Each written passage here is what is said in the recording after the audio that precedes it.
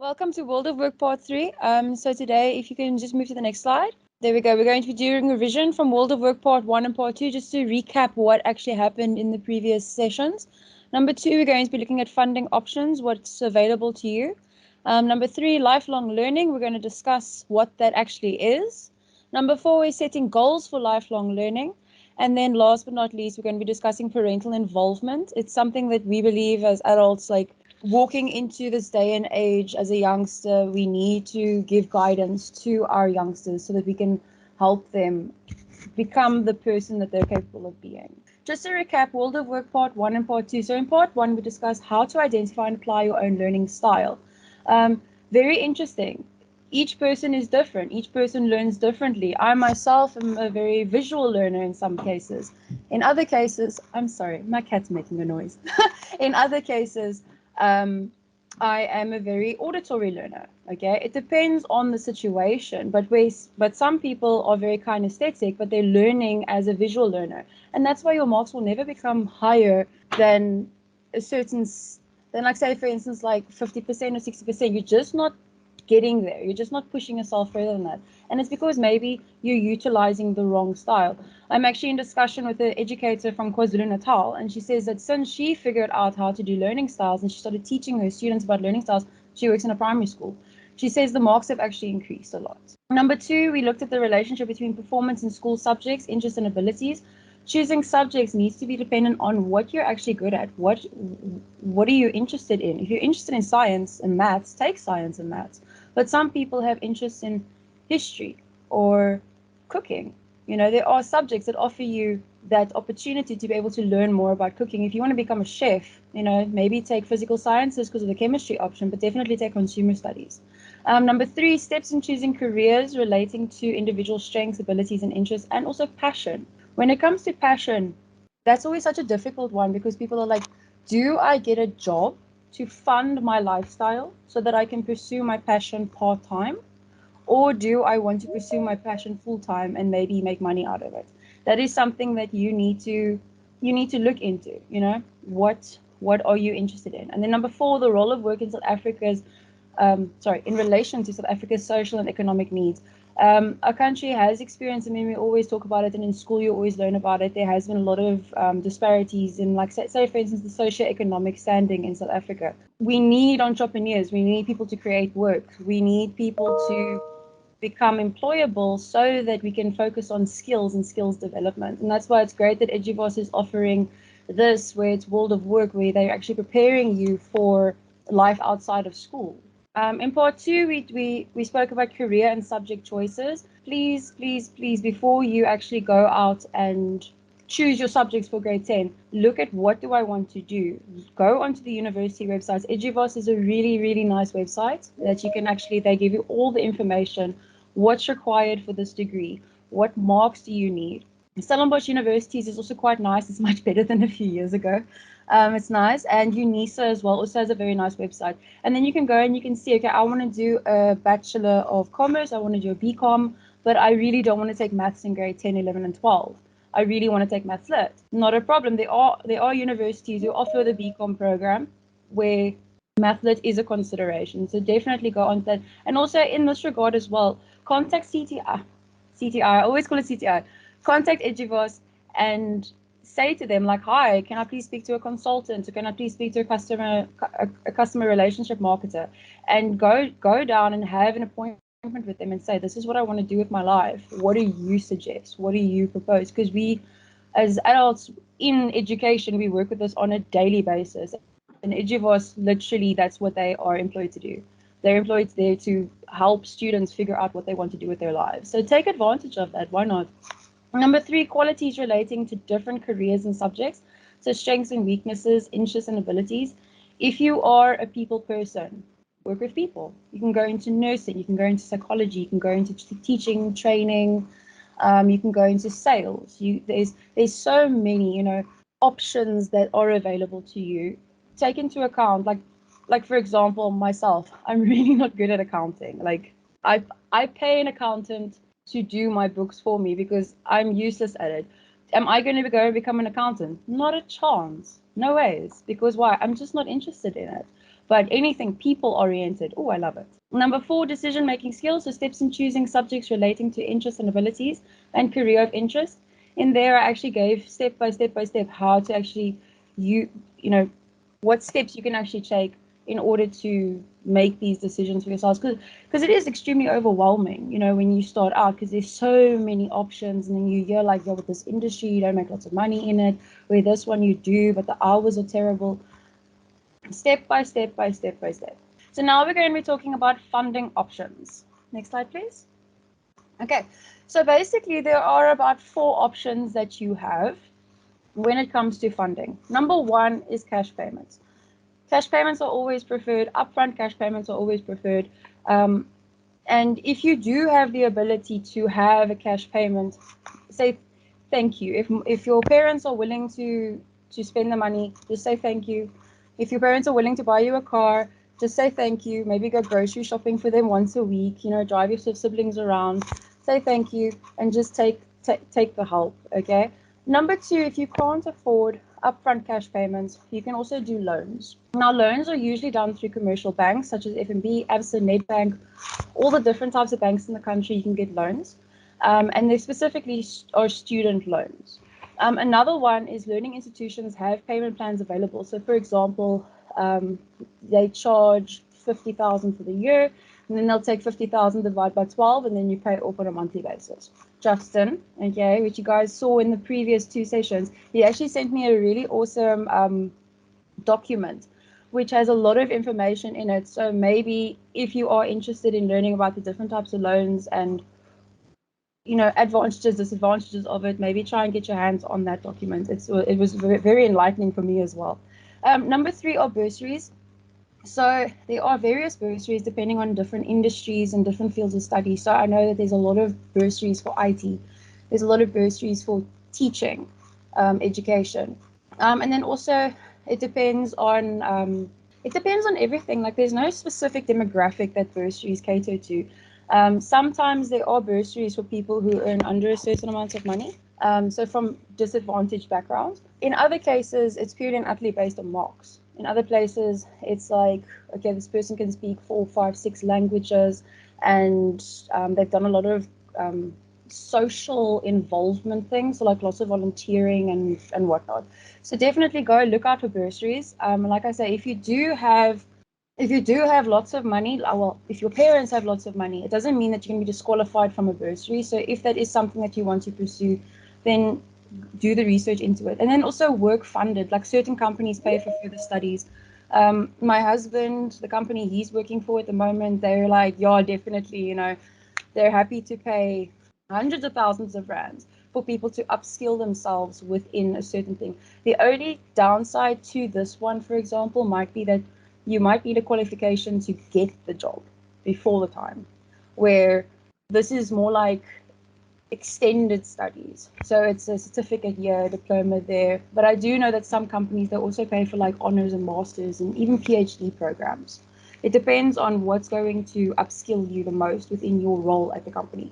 Now we're going to be talking about lifelong learning.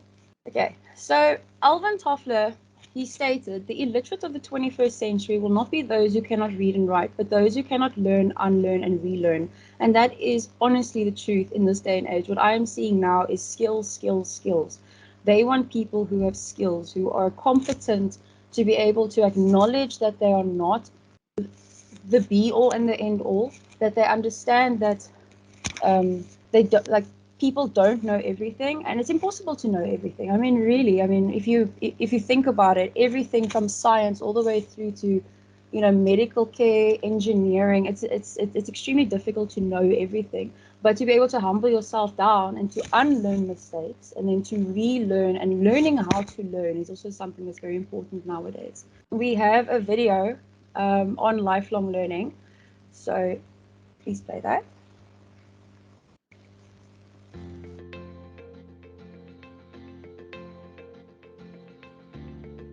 Our world is undergoing fundamental and disruptive change, technological, organizational, demographic, climatic, presenting new challenges to the future of work. These global megatrends are having a profound impact on skills. Many of today's skills won't match tomorrow's jobs. and skills acquired today may quickly become obsolete. The concept of lifelong learning has been around for decades, and the ILO has adopted numerous normative instruments and policies related to lifelong learning.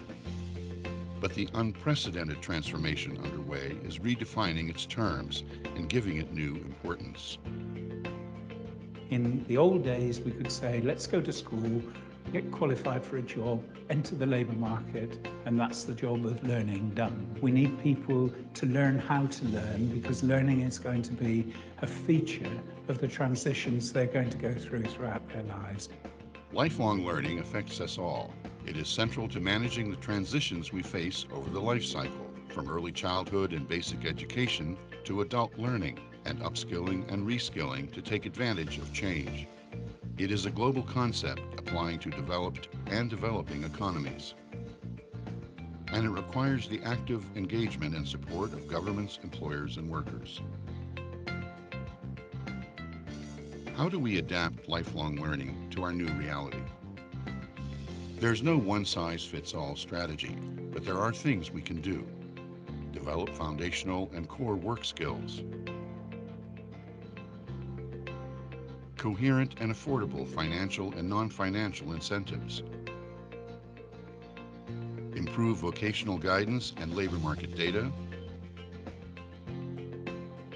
Recognize both formal and informal skills learning. Improve coordination. And ensure equitable access to learning. Today, there is renewed interest in lifelong learning. It's a major goal of the United Nations Agenda for Sustainable Development. And the Global Commission on the Future of Work has called for formal recognition of an entitlement to lifelong learning. Ultimately, lifelong learning is the key for people to be able to benefit from new ways of working, and it will light the path on our journey to a brighter future of work.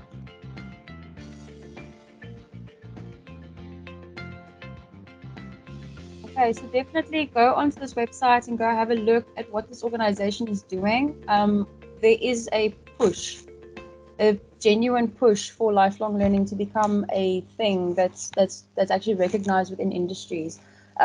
It's I'm constantly hearing from my friends who work in the corporate industry, like it's this certificate, it's that certificate, and it's not even all accredited certificates. There's a lot of non-accredited certificates are actually, how do I say, they're holding a lot of weight in some regards. I have seen where it's like, typing skills. Just because you don't want to go and spend, because remember also, if you do anything like Microsoft, Google, anything like that, it's American dollars. Now, it's very difficult for us in South Africa, especially people who come from poorer backgrounds, to be able to afford those things because the exchange rate is not in our favor. It really isn't. My husband wants to study something. It's like $2,000. I mean, 2,000 times 15. I mean, it's a lot of money. It's a lot of money to be able to cough up front, and they don't offer things like bursaries and stuff. But you just want to be able to just learn how to do Azure, or you just want to learn how to code in C++ or C#. So there are non-accredited short courses that people are putting out onto things like Skillshare. Skillshare is quite a nice one that's coming. Things like edX, it's a lot of this stuff is accredited, but you pay for the accreditation at the end, which gives you the certificate. So you can do it for free, but the certificate is what you pay for in the end. So yeah, so benefits of lifelong learning there are so many. I mean, I Googled this and I researched and whatever, and I found so many, but I found that these were like the top 7. I like the number 7 as my favorite number, so I always choose 7. So number 1 is job success. As our presenter said earlier, it really is a thing of the more you pay, the more you play. What did you say? The more you learn, the more you learn, the more you earn. There we go. That is so true. Okay, it is the case. Your earning potential does genuinely increase the higher your qualification is, and the more qualifications you also have. So I always say to my students, you can choose. I mean, the preferred is to get qualified up and also to get qualified sideways. What does that mean? To qualify up is you have a bachelor's, then an honors, then a master's, and a PhD. PhD is an NQF 10. It's the highest level that you can get within an industry. But a PhD is you are focused very, very, very closely on one specific thing in a very big industry. They actually say that a master of an industry is someone who has made every single mistake possible. Because why? Making mistakes, you learn from your mistakes. I've made numerous mistakes where it's like, okay, well, don't do that again, try this. And that's how you learn. You make mistakes and then you learn. A lot of companies nowadays, they're actually encouraging mistakes. So encourage yourself to learn, encourage yourself to make mistakes, and then to say, okay, well, that did not go according to plan. Maybe I should try something else. And then be okay with failure. It's okay to fail. It's okay to, not perform to the best of your ability sometimes, and then sit there going, but wait, what's the reason why I did not succeed? Don't put half of your soul into something and then get upset when it doesn't work out. Do and learn. Number 2 is development, and you don't only develop psychologically, you develop emotionally, academically, educationally, physically. Okay, people who have a better quality of life, they also have better health. Also, they have better access to quality healthcare, etc., etc. So development, when you learn, you start realizing like, whoa, I don't know everything. Like you start learning empathy towards people. Your mirror neurons inside your brain actually start developing, and it starts becoming bigger and bigger and bigger, and then you have empathy towards other people. So you understand things in a lot easier ways. Also, number 3, you stay connected. I saw that it was you stay connected to the people around you, you stay connected to your industry, you stay connected to putting yourself out there and meeting people. I mean, for example, in psychology, anything in the medical industry at all, you have to do things called CPD points, okay, continuous professional development points. And those are things like, you have to go to conferences and you have to go to seminars. So you meet a lot of people in your industry as well. And then you learn to you actually make quite good friends as you're going on this lifelong journey. Number 4, motivation. Genuinely, the most difficult thing I've ever experienced in my entire life is getting back into studying after working for so long. And you find this motivation within yourself. Number 5, it creates discipline. I think motivation and discipline kind of go hand in hand in a lot of cases. You are very disciplined. I mean, I've heard stories of women and men who they're doing their PhD, they're raising a family, they're running a household, they have a full-time job. It's just like it's insane how disciplined those people are, because 2 o'clock in the morning, what are they doing? They're writing that book. They're studying for the exam because they learn time management skills. Number 6 is improvement. It's self-improvement, it's other people improvement, it's environmental improvement. If there's an economic shift in a community, in a culture, you genuinely see an improvement happening there. Crime rates subside, poverty subsides, etc., etc. And then number 7 as well is self-confidence. It's awesome getting things right. It's like, yes, everybody has this. There's a thing called imposter syndrome.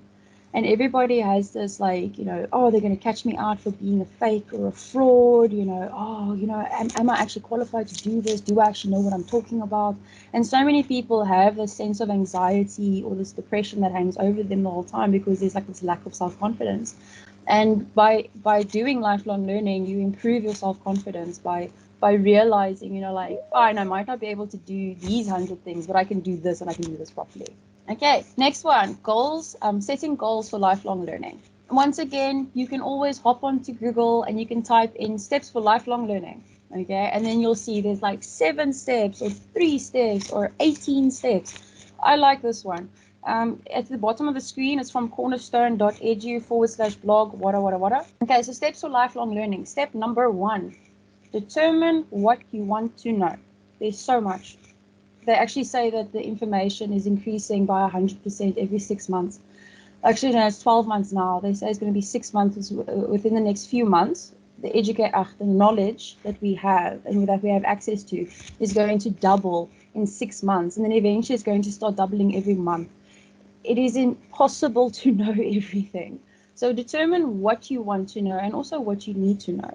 Number 2, set goals in line with your objectives. So for example, like I want to learn marketing. Okay, am I going to go and study um, a course in mathematics? Probably not. Maybe not. If you are going to do that, why do you want to do that? If you want to go into marketing, maybe go onto YouTube, go watch a few YouTube videos of marketers and how they have implemented successful strategies within their companies and within their organizations, and people who have showcased their talents and their skills, and then listen to the advice that they give and then follow that advice and see, like, okay, well, they say I should go into graphic design. Okay, well, maybe there's a non-accredited short course, graphic design on Skillshare, that I can start going. And then slowly but surely, you'll start seeing a path form. Step number 3, use a multitude of mediums to help you learn. Books are great. Online books are awesome. Journal articles are my be all and my end all. I love journal articles. YouTube. It is insane. I have learned how to build furniture. I have learned how to draw. I have absolutely crazy. Okay, the skills that you can learn if you just type in a question online, and so much free things will pop up at you. Step number 4, put learning into your schedule. The one thing that I saw, it was like an hour a day. I'm very cautious when people are like, do it for an hour a day. Some people don't brush their teeth twice a day. Start with small habits. Make it your goal. I'm going to brush my teeth once in the morning, once in the evening. Stick to that. And then slowly but surely, then put another goal in. Do that. Stick another goal in. Don't be like, oh, I'm going to read one book in a month and you've never read before in your entire life, because it's going to make you feel disheartened. You're not going to want to perform because you can't do it. But if you say, I'm going to read one page a week, okay, of this book, start from there, and then eventually you'll find interest in it, and then you'll start reading 2 pages, 3 pages, 5 pages, and then eventually after 5 years you're reading one book a day.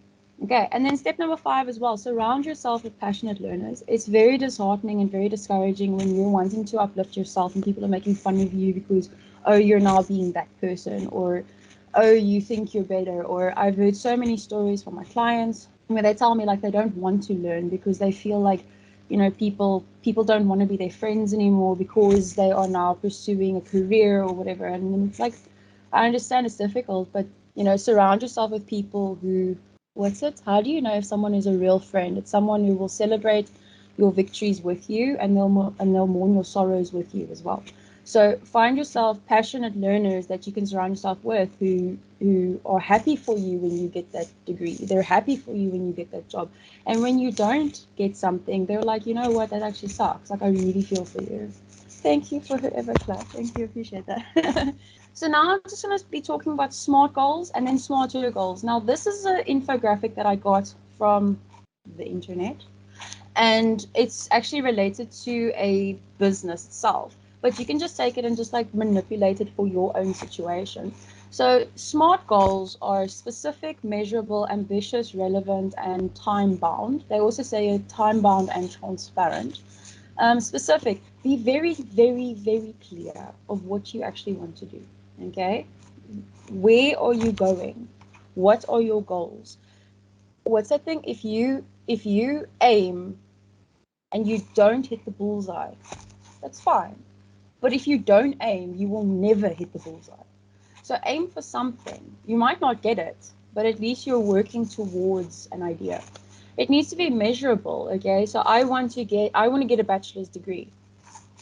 Sure, that's a great ambition to have.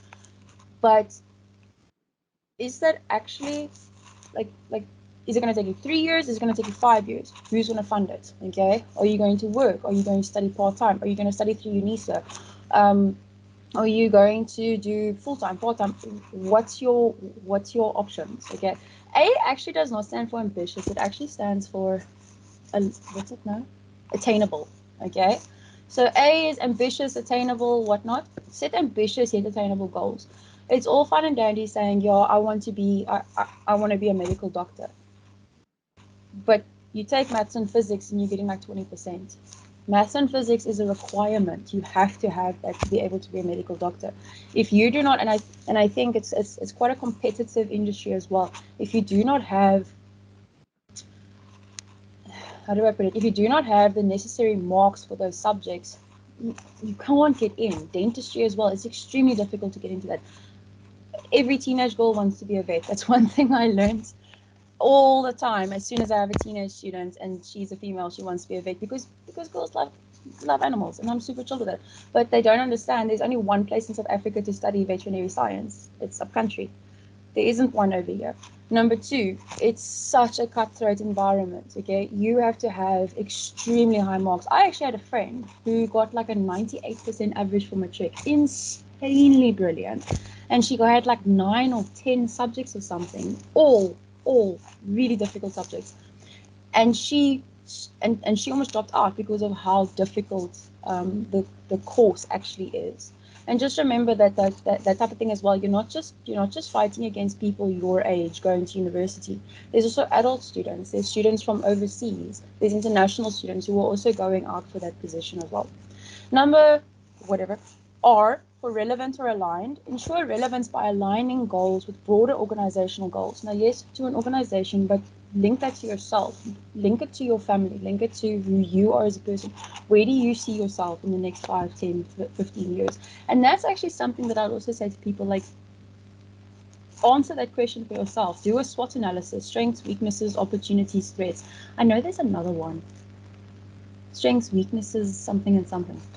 Do a SWOT analysis of yourself and find out where do you see yourself in 5 years, because those are job interview questions that they absolutely love. Where do you see yourself in 5 years? It comes across as a chit-chatty question, but they're analyzing your answers. So come up with the answers before time, especially if you have anxiety.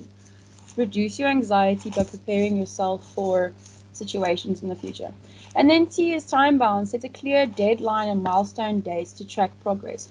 I'm not a person who likes looking into the past. I like living in the present and focusing on the future. When I look into the past, I'm always like, dang. But I look at the past and I'm like, I have actually come very far. Let me see how much further I can get in my life. Okay, and then smarter goals, the ER, are actually goal tracking. So E is for evaluate. Evaluate your progress. Evaluate your prioritization. What are your values, your ethics? What are you willing to do? What are you not willing to do? And then recognize and reward. Recognize effort. Parents, recognize the efforts of your children. Okay, collaborate with them, think with them, brainstorm with them.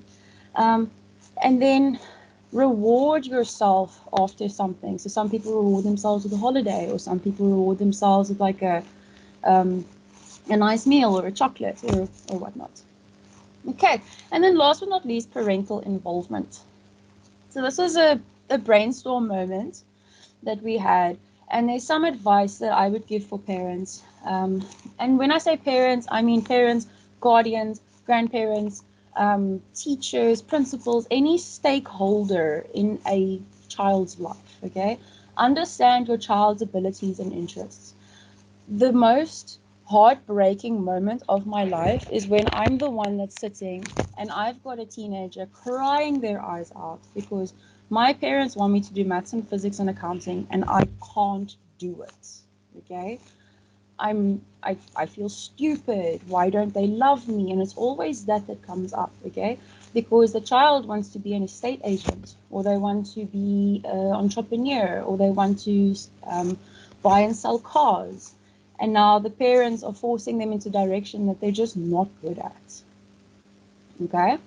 Number 2, know when to push and also know how hard to push. Okay? It's okay to push your child. Some children need a little bit more TLC. Okay? We actually call them HSPs, highly sensitive people. I myself, I'm an HSP. That's why I find psychology very easy for me, because I pick up on emotions quite easily. So if someone's feeling anxious, I'm anxious. If someone's feeling depressed, I'm depressed. So I pick up on that.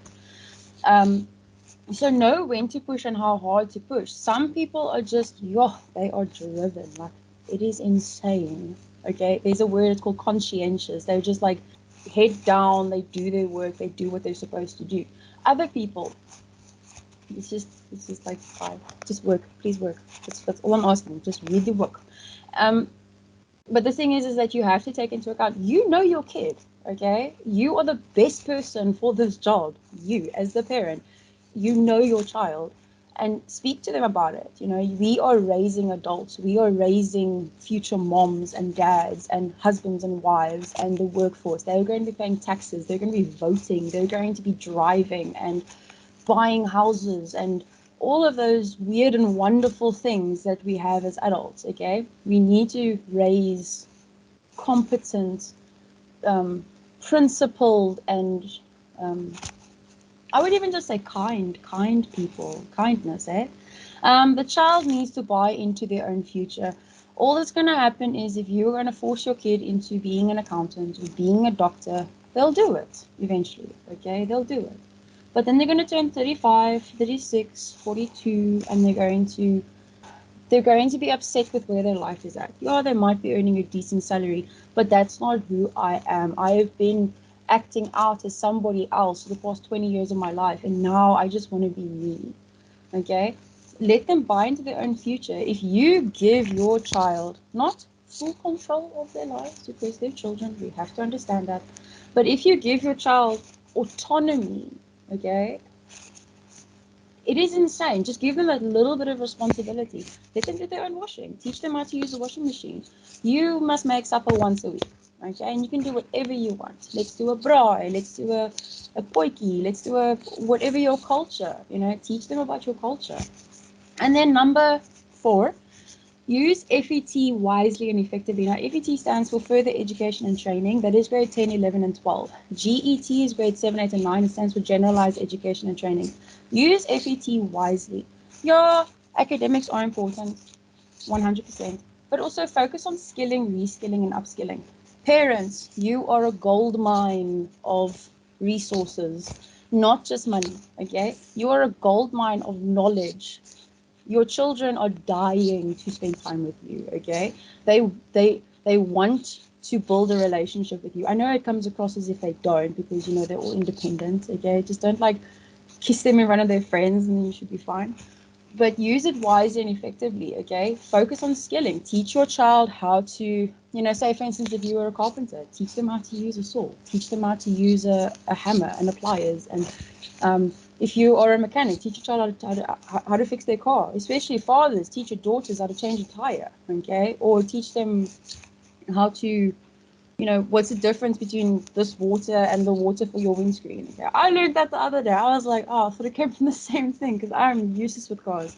Okay, then focus on learning, unlearning, and relearning. And I would genuinely say, just type in skilling, reskilling, upskilling, type it into the internet and see what comes up. YouTube. Okay, and then learning, unlearning, and relearning. Teach your children that it's okay to make mistakes, but we have to learn from our mistakes. And then lastly, develop a teachable spirit. The one thing that I can't stand is working with someone who knows everything, because there's nothing that I can teach them because they know everything. And I've seen that with teenagers, I've seen it with adults, I've seen it with really old people. It's just they just don't want to learn.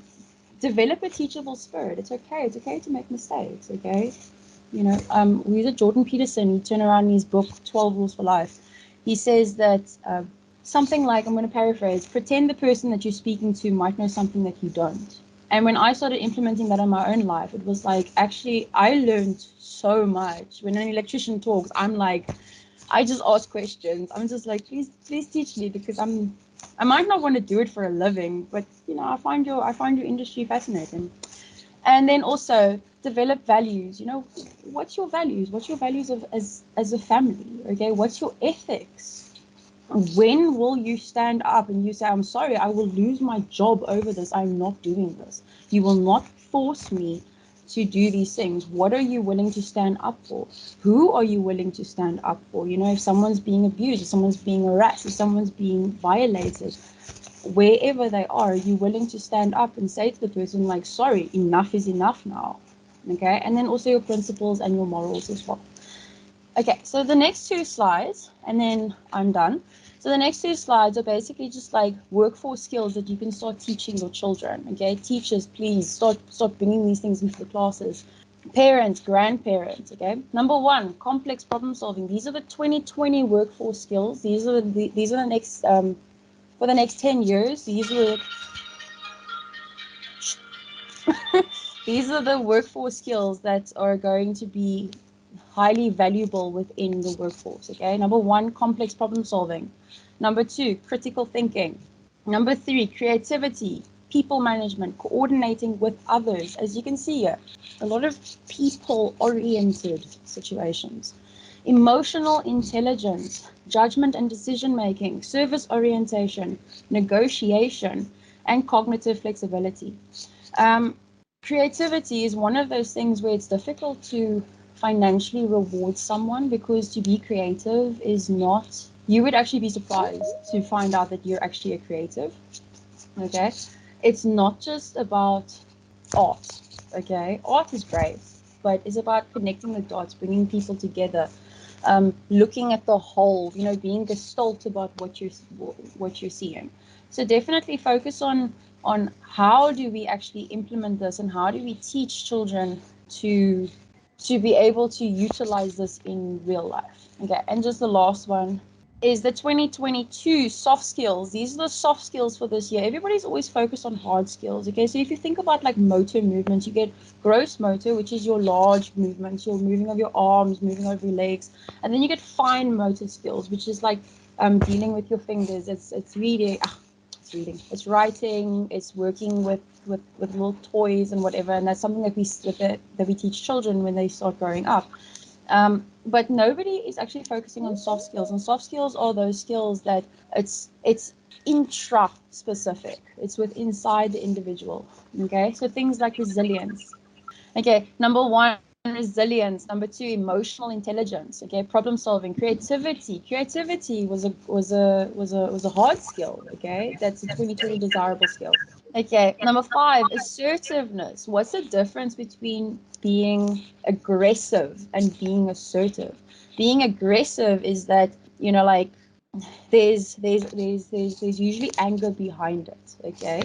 Where being assertive is just a thing of no, my boundaries are in place. What are your boundaries? What will you allow and what will you not allow? And that's why I say teach your children values, ethics, morals, principles, so that they can have assertiveness, because we go from being passive to being passive aggressive, then to aggressive, and then only after that can we be assertive. Allow your children to differentiate between what is aggression and what is assertiveness.